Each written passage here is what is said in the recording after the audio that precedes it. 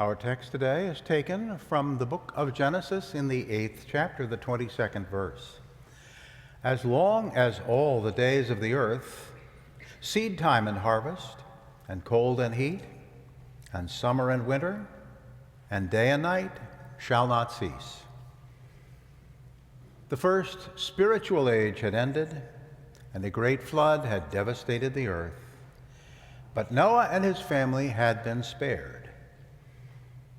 And the Lord then promises that the cycles of life will continue indefinitely. Sometimes we appreciate the changes that come with these cycles, the new day dawning, the springtime thawing the cold of winter. But at other times, the relentless changes of life can weary us. And during frigid weeks of winter, we may long for the warming breezes of spring. But once springtime has broken out into full bloom, we might feel that we would want it to go on forever. Isn't heaven said to be a perpetual spring? But the Lord's promise of the recurring times of day and the returning seasons is not a threat or a punishment, but rather a gift and a blessing. One might suppose that life would be happiest if, having reached some satisfactory state of affairs, one could just remain in that state indefinitely. But as they say, be careful what you wish for. The opening chapter of the work Conjugal Love tells of various ideas that people have of what would make them happy to eternity. And yet how quickly these people become frustrated or even sickened, trying out these very ideas for even a limited time. Life without its ups and downs, its challenges and variations, would likewise actually bore us and deaden our senses. The Lord wants heaven for us, for all of us. And the only way to get there is to change. Of course, most people are not content to remain as they are at any given point in life. Most people want to find ways to improve both their natural and spiritual condition. The real issue is whether or not they're prepared to do the things that will really lead to improvement. Regeneration, rebirth, being born again, however you say it, means change. And New Church teachings are clear that genuine spiritual change happens through temptations. Temptations are spiritual testing. They often involve the choice between doing something we know we ought not or refraining from doing it. But the real crux of the temptation is not that we find strength in ourselves to resist, but rather that we recognize that we are of ourselves, in fact, powerless and can overcome only with the Lord's help. This is why temptations do not always take the form of an obvious battle between good and evil, why they can manifest in feelings of being hopeless, deserted, overwhelmed. We are challenged to find a way in these times to acknowledge the Lord's power while yet still acting as if of ourselves. Human life, human freedom is a paradox. The Lord created this paradox at the beginning in the Garden of Eden when he planted two trees. The tree of life, which is the reality that all power, all life originates only in the Lord, and the tree of the knowledge of good and evil, which gives the appearance of self-life and self-direction. We establish genuine spiritual life by finding a balance in the midst of the paradox, going about our daily lives as if the latter were true, while cultivating the recognition of the former as the actual reality. But we can't do this by a gradual incremental thought process. It can only come about through a life of meeting challenges and obstacles. And even this is not just gradual and incremental. Temptations do not proceed at a steady, constant pace.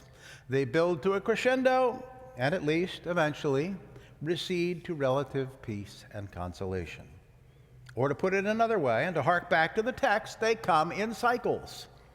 This the doctrines teach, and this experience testifies.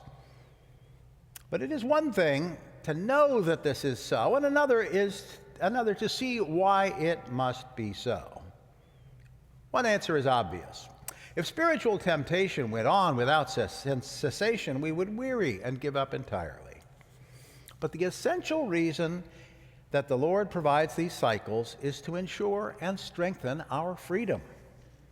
The strength of our spiritual freedom builds up in the same way as our physical strength. We need periods during which it is challenged and periods of rest and recovery. If we are aware of how the process of strengthening our bodies works, we can pace ourselves and take advantage of these cycles. But even if we are not reflecting on the process, our bodies fall into certain rhythms. One of the most basic cycles of life, alluded to in the last pair in our text, is the cycle of day and night. And every 24 hours or so, whether we are thinking about it or not, our bodies obey their circadian rhythms. At some point after we awaken, we gradually, some of us more quickly than others, reach our peak vitality and energy for the day. And although our energies may go up and down during the day, we gradually run out of steam. And then, either grudgingly or gladly, we seek the renewal of sleep. Most people appreciate the opportunity to sleep. But we might stop and wonder why the Lord designed us so that we are healthiest if we spend, on average, about a third of our time sleeping. Wouldn't life be more efficient if we didn't need so much sleep, or if we didn't need sleep at all? But we need sleep not only as a time of renewal for our bodies, but also, more importantly, for our minds and spirits. The need for this regular pattern of sleeping and waking can serve, if we reflect on it, to remind us of our daily bread, the manna, as it were, that we get from the Lord every morning. Every day, we are offered this reminder that ultimately we must turn over everything to the Lord. Not that we become passive or slack in our hands. Indeed, the paradox returns. Just as giving our sleep cycles their proper due gives us more energy when they are completed, so our increasing recognition, acknowledgement, and confession of the Lord's power and guidance brings an increasing energy and self-life going forward. Thinking about what is accomplished during the night portion of the daily cycle, we can see that day and night in the text is not a way of speaking about the good parts of life and the bad parts of life. Both portions of the cycle are essential to our growth and development, physical as well as mental. When we read unreflectively that he makes his sun to rise on the wicked and the good and sends rain on the just and the unjust, we might suppose that it's like the aphorism that into every life a little rain must fall. Bad things happen to good people as well as bad people. But if you stop and think about it, you realize that both sun and rain are blessings. Going too long without either gets unpleasant. Both are essential to healthy life on most places on earth. Let us then take this perspective to the pairings of cold and heat and summer and winter. When it is cold and we feel that the winter has been going on for too long, we may be in the mindset of cold is bad and heat is good. But from what has been said so far, and for that matter, from most people's common sense, we can see that cold and heat and summer and winter are all part of a healthy process.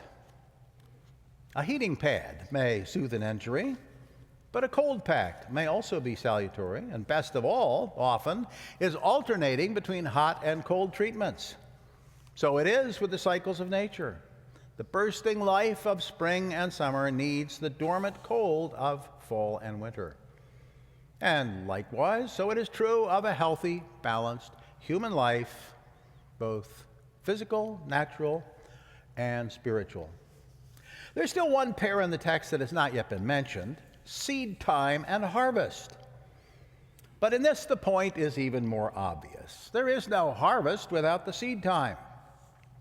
Preparing the ground and planting the seeds may involve a great deal of labor, and it is labor without immediate, obvious rewards. Reaping the produce comes only after a time of patient waiting. And even the period of patient waiting is a time of weeding and watering. Farmers and gardeners know the routine, know that getting the desired results at harvest time requires a lengthy and elaborate process over the preceding months, with no immediate benefit of flowers or food. But because they have the end in view, they can take satisfaction and even pleasure in the labors that are necessary to further the end. Unfortunately, the goal of our spiritual cycles is generally not so clear and tangible in prospect. Sometimes we may feel that we are struggling along day after day in an endless spiritual winter, a winter bleak and dark and bereft of hope. And yet we know that winter is just another step in the cycle of life. We know that the Lord has promised a spring will follow. There are 4 pairs of terms in the text. Did we not know that every least detail in the word bears a spiritual meaning? We might suppose that 1 pair of terms might have sufficed to make the point. That seed time and harvest, in fact, make the point most obviously. The Lord promises that life will go on, that life will come in cycles, that each part of the cycle will have an essential role to play. The secret in the text is that it constitutes a series of nested doublets at 3 levels. At the most basic level, each pair of words contains 1 term that relates to truth or faith, while the other term relates to good or charity. This perhaps is no surprise to those who are well schooled in New Church teachings, nor perhaps would be the significance of each pair. Seed being truth or faith that grows at length into fruit, the works of charity. The second level is more subtle. In a sense, it is still a good truth pair, but now it has to do with the pairing of will and understanding. And at the highest level, the contrast is between the spiritual process of those who are yet to be regenerated, who are just in the process, with those in a regenerate state.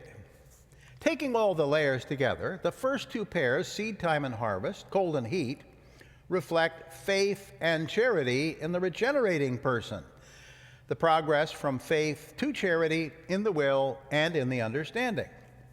In the second two pairs, we have charity and faith in the will and understanding of the regenerate person. Note that the order of the terms is now reversed. The terms relating to charity, summer and day, take the first place, and the terms relating to faith, winter and night, follow. There are 2 important takeaways from this. First is that even after we are born again, we continue to grow, to progress, to improve to eternity, and this still in a cyclical fashion. But second, the cycle has changed. Before regeneration, we struggle to learn the truth, to have faith, and then to apply it in a life of charity. After regeneration, from states of charity, we move into new states of insight as to the truth of faith. The first sort of cycles include stages of spiritual strife and temptation. The second sort of cycles may include times of spiritual fatigue or obscurity, but never the pain of temptation. So in one sense, even when we get to heaven, we will still undergo changes of state corresponding to times of day or seasons of the year. But these will not involve the kinds of extremes of cold and dark that we experience in both our natural and spiritual lives while we live on earth. Heaven is sometimes said to be perpetual spring, but other passages qualify that. Heaven would not really be heavenly without some variety of seasonal cycles. But these are said to be like those in the more temperate regions on earth, without extremes of temperature. The cycles of life, both natural and spiritual, are a gift from the Lord. They are essential to our freedom, our growth, and our development. Let us try to appreciate the value of each stage of the cycles and look forward to, with hope, to the more fruitful and hopeful parts thereof. Amen.